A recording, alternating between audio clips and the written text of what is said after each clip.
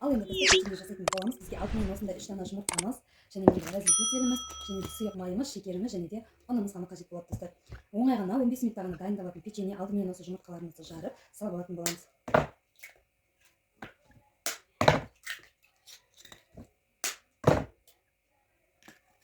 Осы жұмыртқамыздың үстінен сұйық майымызды құятын боламыз. Сұйық майымызды құямыз и шекерімізді салатын боламыз. Барлығы қасық өлшемімен, егер де таразы болса, таразының өлшемімен жасап көрсеңіздер болады достар. Мен негізі таразының өлшемімен жасаймын. Қасықтың өлшемімен де жасасаңыздар болады, егер де таразыларыңыз болмаса. Мен шекерінің тәттірек болғанын айтамын, сол үшін де шекерін көп қосып жатырмын достар. Мен шекерімізді салып алдық. Енді венчиктің көмегімен жақсылап араластыратын боламыз.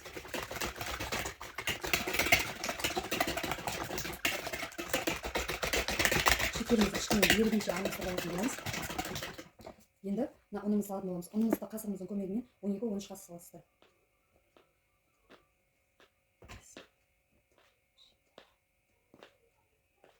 Барлығын бірден салсаңыздар да болады, не болмаса бөліп салсаңыздар болады достар.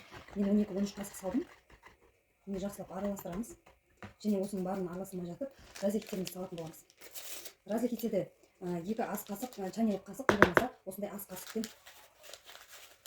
осылай етіп бір жартыдан көпке қойып, бір ас қасық разрыхлитель салсаңыздар жеткілікті достар.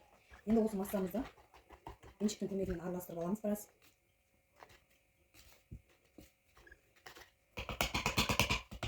Достар, менің YouTube каналыма тіркелмеген болсаңыздар, тіркеліп алыңыздар. Осындай өте оңай рецепттермен бөлісетін боламын. Сонда кіріп, менің каналымның ішіне кіріп, жаңа видеоларымды көрсеңіздер болады. Мен венчикті алып, қолымыздың көмегімен қамырымызды илейтін боламыз. Тағы да саламыз ұнымызды.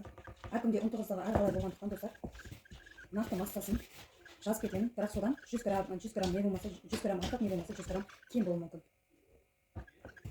Міне осылайша қолымызбен бір кепкі қамыр болғанша елеп алатын боламыз. Балаларым печенье жегенді өте жақсы көреді. Сол үшін постоянно жасайтын боламын. Қолымыздың көмегімен осылайша перчатка киіп жасасаңыздар да болады достар. Мен перчаткам қалмапты.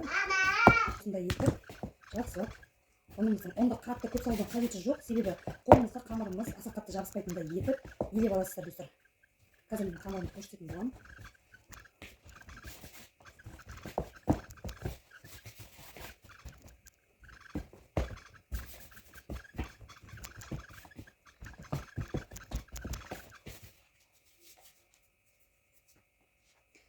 Менің қолыма мән бермеңіздер. Қолыма не болған деп нететін болсаңыздар, бірде майға күйдіріп алған болатынмын. Бауырсақ пісіріп жатып, қатты май шашырап кетті. Дәл осылай етіп.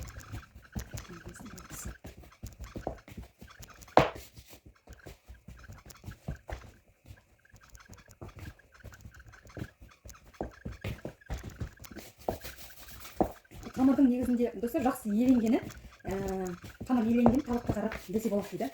Қамыр жақсы еленген болса, мына тостағанның ішінде бір түйіріне қамыр, не болмаса ұнтақ қалмайтын болады дейді. Міне достар, қамырымызды әлі осылай елеп алатын боламыз. Енді осы қамырымызды ұнымыздың көмегімен жаятын боламыз. Ұнымызды кішкене себеміз. Кішкене себіп, дәл осындай етіп. Ұнды салғандарыңыз аса не болмайды. Өзінен өзі сіңіп кетеді, себебі құрамында май болғаннан кейін қамырларымыз аса қатты не болмайды. Дәл осындай қылып алып, енді шетінен кесіп алатын боламыз. Мен міндетті түрде бұл печеньенің рецептісін ютубқа салғанмын. Егер де түсінбей нетпей жатсаңыздар, ютубқа кіріп жақсылап көрсеңіздер болады достар. Жұмыс жасаған кезде мен постоянно осылай жеңіл тұрып жасамасам, бірден маған кедергі келіп тұрғандай болады. Міне достар, барлық қамырымызды осылай кесіп алатын боламыз. Кішкене неге кетіп, енді достар, осы қамырымызды міне шет-шетін басып, және ортасын қатты баспаймыз. Себебі біздің печеньелеріміз өте күшті болып, жұмсақ болып шығу үшін достар. Өзі жұмсақ болады, бірақ піскен кезде шаймен ішетін нағыз керемет печенье болып шығады. Отбасыларыңызға жасап беріп, қуантсаңыздар болады достар. Кішкене онда елетіп аламыз, егер де қолдарыңызға қамырымыз жабысып жатса. Міне. Қатты басып, жұқартып жемейміз, себебі біздің қамырымыз қытырлақ болып пісуі мүмкін. Сондықтан да дәл мен көрсеткендей етіп жасаңыздар. Кішкене ұнға ұмытып алып жасасаңыздар болады, себебі қамырымыз кішкене қолға жабысып жатыр. Егер де солай жабысып жатса, дәл осылай етіп қамырға етсеңіз де болады достар.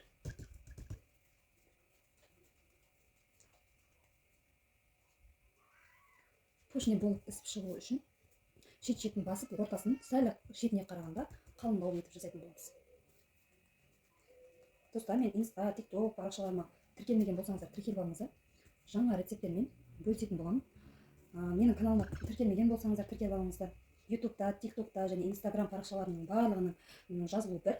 Алмагүл Ақбердиева деп жазсаңыздар шығады достар. Оңай ғана үйде бар заттармен жасалатын және бір дана жұмыртқамен жасалатын, аштықсыз жасалатын шелпектер, қонақ келген кезде, бізге қамыр ашытып отыратынға уақыт болмайды. Сондай кезде жасайтын небір әдемі торттардың және бауырсақ, қамыр нанымыз 3-4 күн тұрса да қатпай пісетін нандарының рецепттері бар. Және оңай ғана үй жағдайында жасалатын рулеттер және хит болған красный бархат, көпипай торттарының оригинал рецепттерімен бөліскен достар. Соны көріп жазсаңыздар 100% жақсы шығатын болады. Әрі үйреніп алғандарыңыз өздеріңізге де жақсы, себебі базардан 10-15 теңгеге ол тортты заказ бергенше лучше сіздерге үйлеріңізде жасап жеген әлде қайда тиімдірек, әрі затынан да ұтасыздар. Және ең арзан кремдердің де рецепттері бар достар. Менің YouTube каналыма Алмагүл Ақбердиева деп жазсаңыздар, менің YouTube каналым шығады. Соның ішіне кіріп видеоларды көре аласыздар.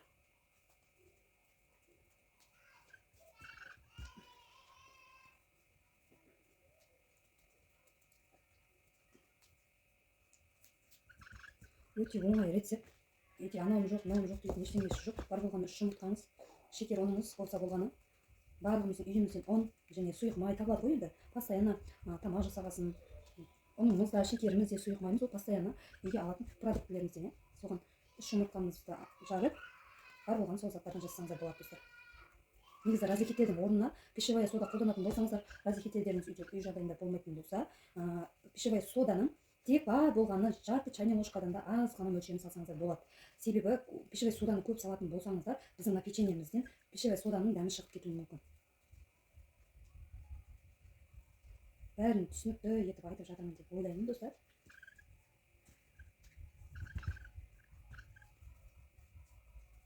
Осындай дөңгелек, не болмаса төртбұрыш өздеріңіздің қалаған формаларыңызға жасасаңыздар болады достар. Маған осылай дөңгелек етіп жасаған ұнайды. Осылай жасаймын. Және достар, менің YouTube каналымның ішіне кірсеңіздер, кәдімгі балаларыңызға сатып алып беретін коржиктердің рецепттері бар. Өте дәмді, үй жағдайында үйде бар заттарды, үйдегі заттардан табылатын нәрселер барлығы.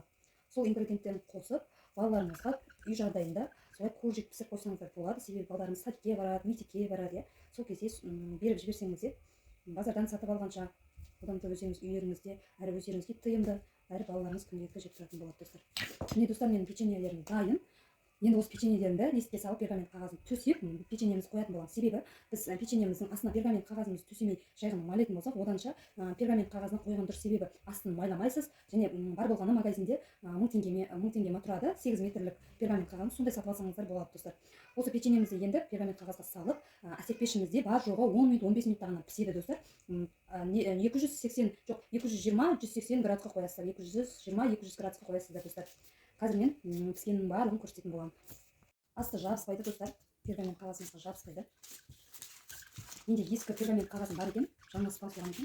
Ескі пергамент қағаздарын қатты болған жасам мен алып қоямын, себебі кейінгі жаратқан кезде тиімді болады. Болмай қалған кезде дөңгелек формалармен болса достар, қамырымызды кішкене қалыңдау етіп жайып, сол дөңгелек формамызбен басып алсақ та болады.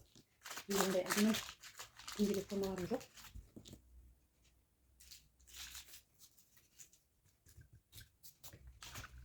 Енді достар, мен барлығын салып алдым. Енді үстінен осы печеньелеріміздің осылайша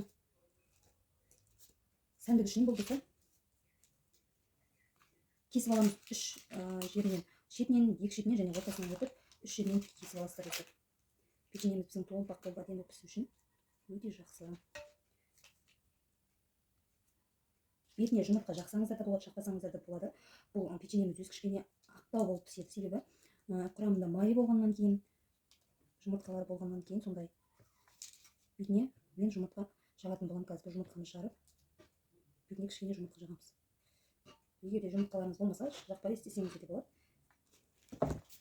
Міне достар, мен барлығының бетін кесіп алдым. Аз көрсететін боламын сіздерге. Барлығын осындай етіп кесіп алдым.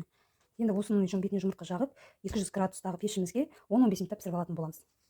Достар, жұмыртқаның сарысын дайындап алдым. Алдымен сарысын бөлек етіп, жұмыртқамыздың бетіне осылай біркелкі жағатын боламыз.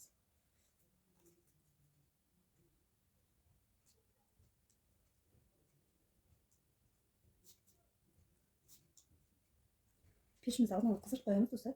Бұл печеньемізді тез піседі. Және печенье салғаннан кейін көріп тұрмыз да, әр адамның пеші әрқалай. 10-15 минут салсаңыздар жеткілікті.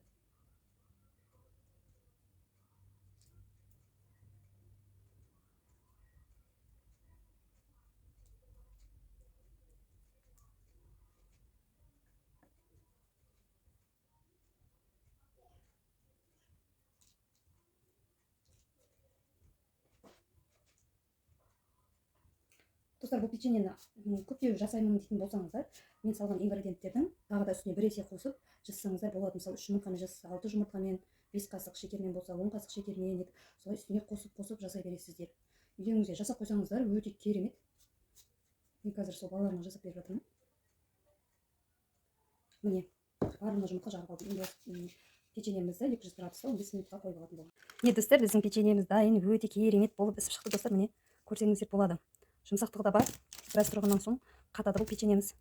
Печеньеміз дайын достар. Өте керемет болып шығады. Тамаша.